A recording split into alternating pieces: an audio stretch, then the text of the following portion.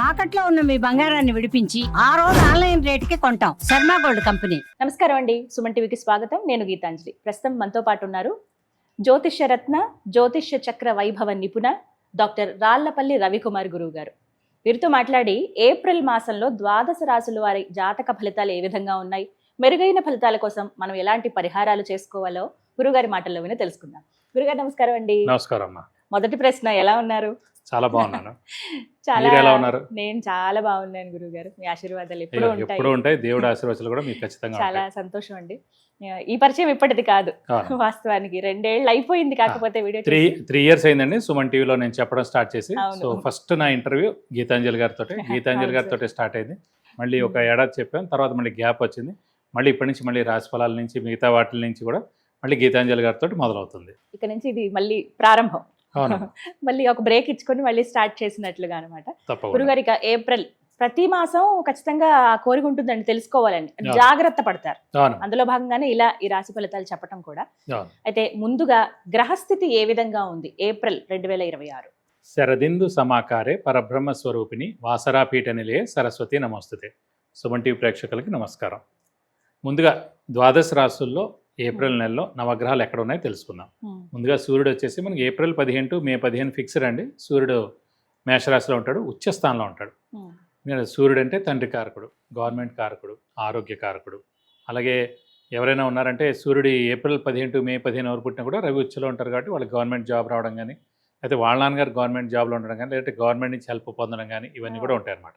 So ఈ నెల ఎవరు పుట్టినా కూడా ఆరోగ్యరీత్యా కూడా చాలా బాగుంటుంది.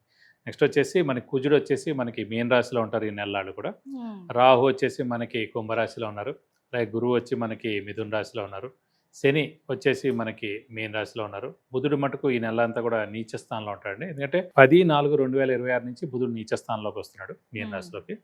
సో బుధుడు మెయిన్గా వ్యాపార కారకుడు, అలాగే మిత్రులకి కారకుడు, అలాగే క్రియేటివిటీ, ఇంటెలిజెన్స్, లాజిక్ అవన్నిటి కారకుడు, స్పెక్యులేషన్ కారకుడు, ఇవన్నిటికి కారకత్వం అనమాట. సో అతను ఈ నెలలు నీచలో ఉంటాడు కాబట్టి స్పెక్యులేషన్స్ అలాంటివన్నిటి కొంచెం జాగ్రత్తగా ఉండాలి.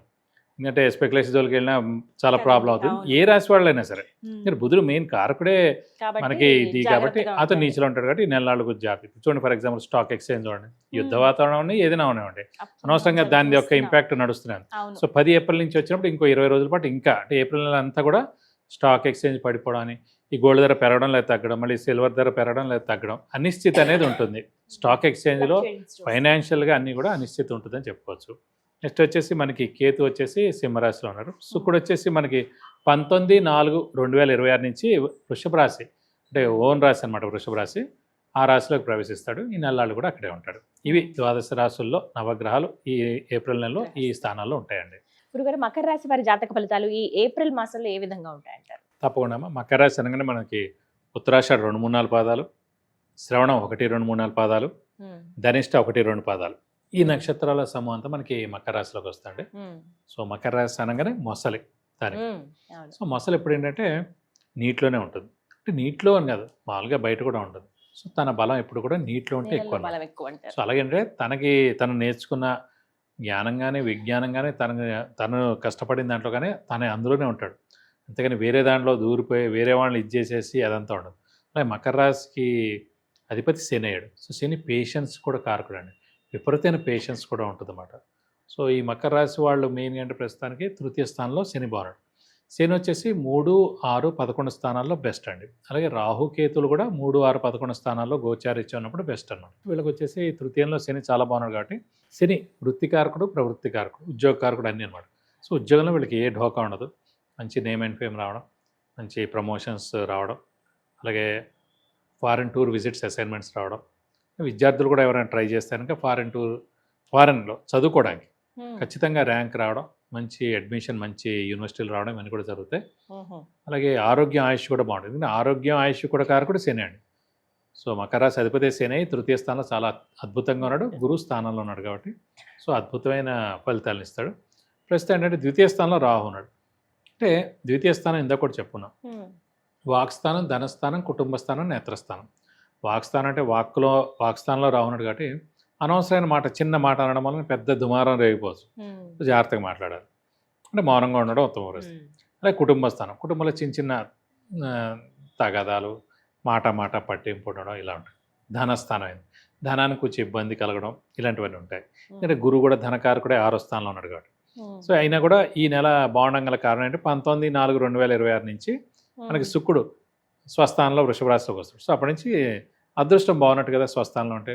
సో అదృష్టం బాగుండడం వల్ల అంటే ఆర్థికంగా కూడా బాగుంటుంది. ఈ నెలలు గంటేస్తే అలాగే జూన్ 2 నుంచి సప్తమ స్థానంలో గురువు ఉంటాడు. ఈ ఏడాది పాటు సప్తమ స్థానంలో అల్టిమేట్ ఫలితాలు ఇస్తాడు. సో 2 నెలల మంది కాదనుకుంటే మిశ్రమంగా ఉంటుంది అనుకుంటాం. సో అలా వచ్చేసి నెక్స్ట్ నేత్రస్థానం కూడా అనుకున్నాం, ద్వితీయ స్థానం అంటే అదే రాహునుడు. నేత్రం అంటే కళ్ళు, అలాగే హెల్త్, కళ్ళు అంటే కళ్ళు ప్లస్ హెల్త్ కూడా చిన్న ప్రాబ్లమ్స్ ఉండడం, అంత ఇబ్బంది ఉండదు.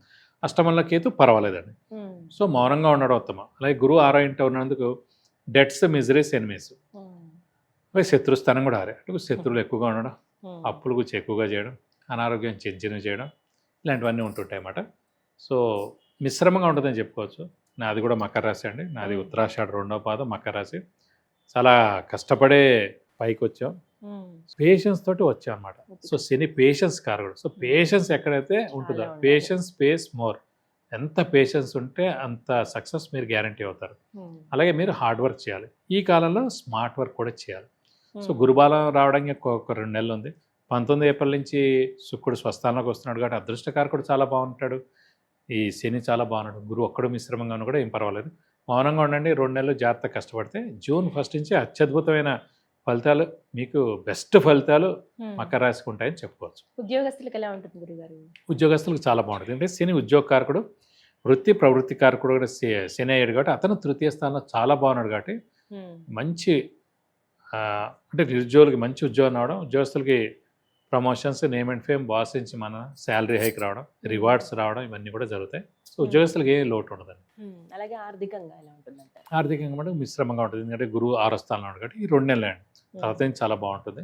19 ఏప్రిల్ వచ్చినా కూడా శుక్రుడు స్వస్థానంలో ఉంటాడు కాబట్టి ఒక 20 రోజులు అంటే మే 15 దాకా మనకి చాలా బాగుంటుంది చెప్పుకోవాలి. అక్కడి నుంచి జూన్ 1 అంటే ఇంకా 15 రోజులు ఓపిక పడితే అన్ని విధాలా బాగానే ఉంటుంది. ఏమైనా పరిహారాలు చేసుకోమంటారు? పరిహారాలు మటుకు వీళ్ళకి గురువే 6వ స్థానంలో ఉన్నాడు కాబట్టి, సో గురువుకి సంబంధించి అంటే దత్తాత్రేయ స్వామిని ఎక్కువగా ఆరాధిస్తే సరిపోతుంది. మేధా దక్షిణమూర్తిని ఎక్కువగా ఆరాధిస్తే సరిపోతుంది. ప్రతిరోజు మనకి దత్తాత్రేయ స్వామి స్తోత్రం చదువుకోవడం, ప్రతి గురువారం ఉపవాసం ఉండడం ఈ 2 నెలలు. అలాగే దత్తాత్రేయ స్వామి టెంపుల్కి వెళ్ళి 40 ప్రదక్షిణాలు చేయడం, గురువారం రోజున ఆయనకి అభిషేకంగా అర్చనగా చేస్తే మీకు అన్ని విధాలా మంచి చేకూరుతుంది. చక్కటి పరిహారం తెలియజేశారు. ధన్యవాదాలు గురుగారు. నమస్కారం.